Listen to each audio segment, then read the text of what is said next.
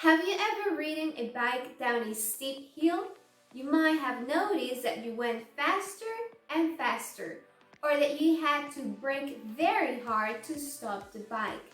In both cases, you and the bike were accelerating. What caused that acceleration? I will answer that question in today's video. Hi, and welcome back. The topic for today's science episode is forces.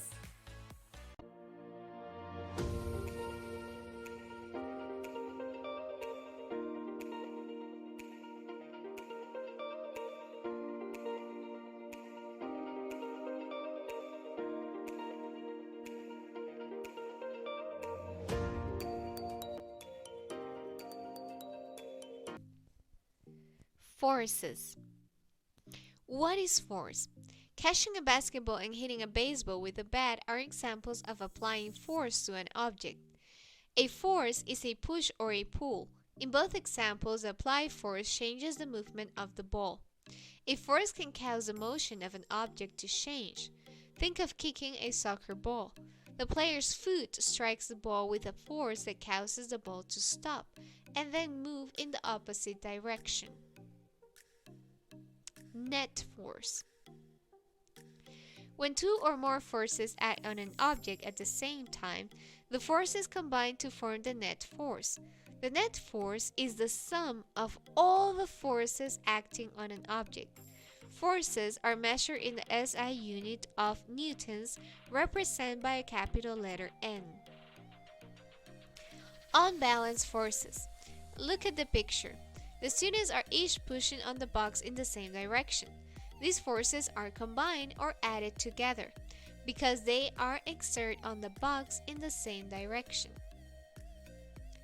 The students in figure 2b are pushing in opposite directions. Here the direction of the net force is the same as the direction of the larger force. In other words, the student who pushes harder causes the box to move in the direction of that push. The net force will be the difference between the two forces because they are in opposite directions. In figure 2a and figure 2b, the net force had a value that was not zero, and the box moved.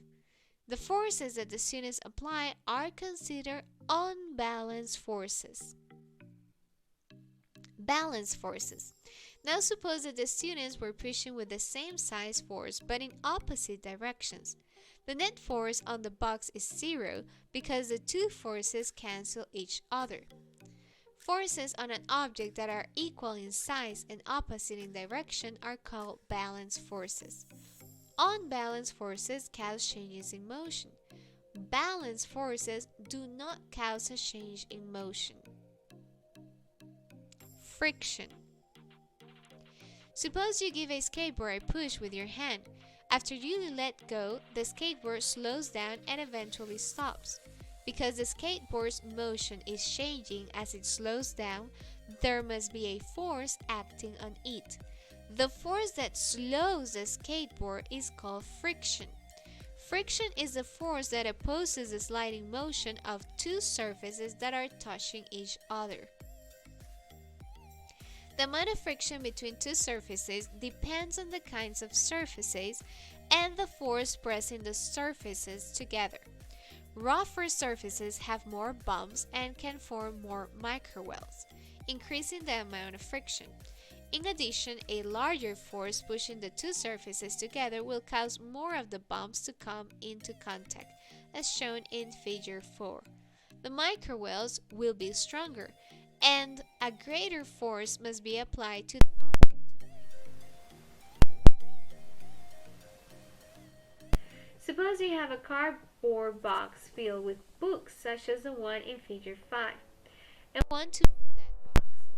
The box is resting on what seems to be a smooth floor, but when you push on the box, it does not budge.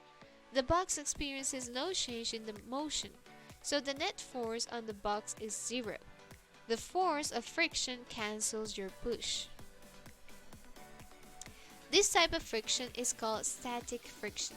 Static friction prevents two surfaces from sliding past each other and is due to the microwells that have formed between the bottom of the box and the floor. Your push is not larger enough to break the microwells, and the box does not move, as shown in figure 5. Sliding friction. If you and a friend push together, as shown in the right of figure 5, the box moves. Together, you and your friend have exerted enough force to break the microwells between the floor and the bottom of the box. But if you stop pushing, the box quickly comes to a stop. To keep the box moving, you must continually apply a force. This is because sliding friction opposes the motion of the box as the box slides across the floor. Sliding friction opposes the motion of two surfaces sliding past each other and is caused by microwells constantly breaking and forming as the objects slide past each other. The force of sliding friction is usually smaller than the force of static friction. Rolling friction. You may think of friction as a disadvantage, but wheels like the ones shown in figure 6 would not work without friction. As a wheel rolls, static friction acts over the area where the wheel and surface are in contact. This special case of static friction is sometimes called rolling friction. Gravity.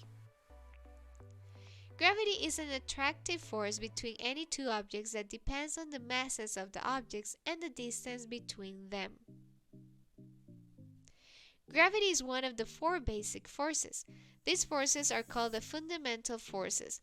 The other basic forces are electromagnetic force, strong nuclear force, weak nuclear force, and gravity. The law of universal gravitation.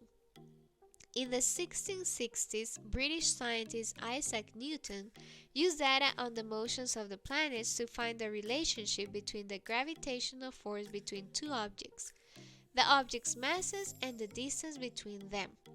This relationship is called the law of universal gravitation and can be written as the following equation. In this equation, G is the universal gravitational constant, and V is the distance between the centers of the two masses, mass 1 and mass 2. The law of universal gravitation states that gravitational force increases as the mass of either object increases and as the objects move closer, as shown in figure 7. The force of gravity between any two objects can be calculated if their masses and the distance between them are known. The gravitational field. Because contact between objects is not required, gravity is sometimes discussed as a field.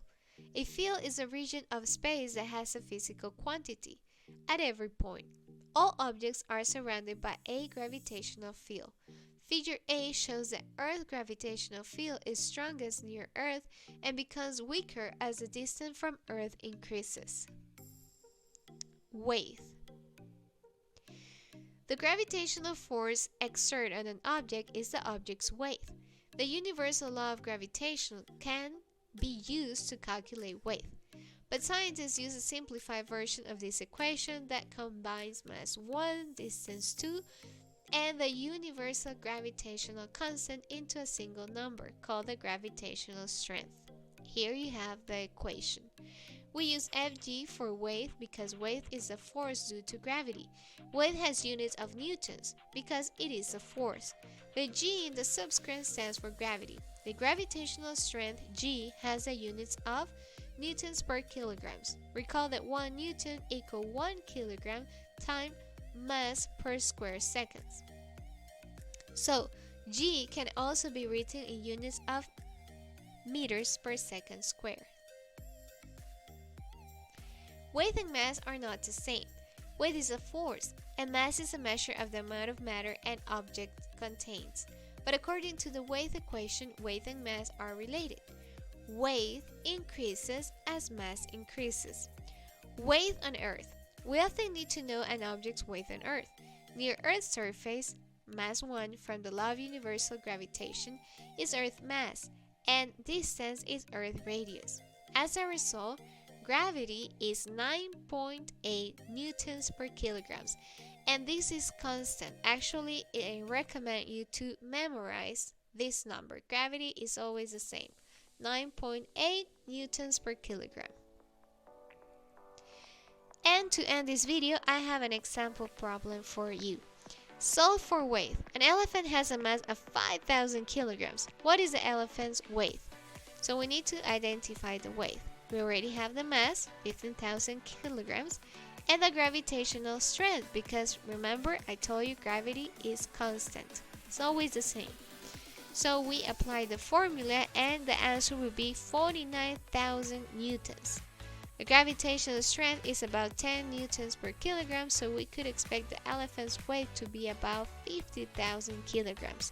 So our answer, 49,000 newtons, makes sense or is correct.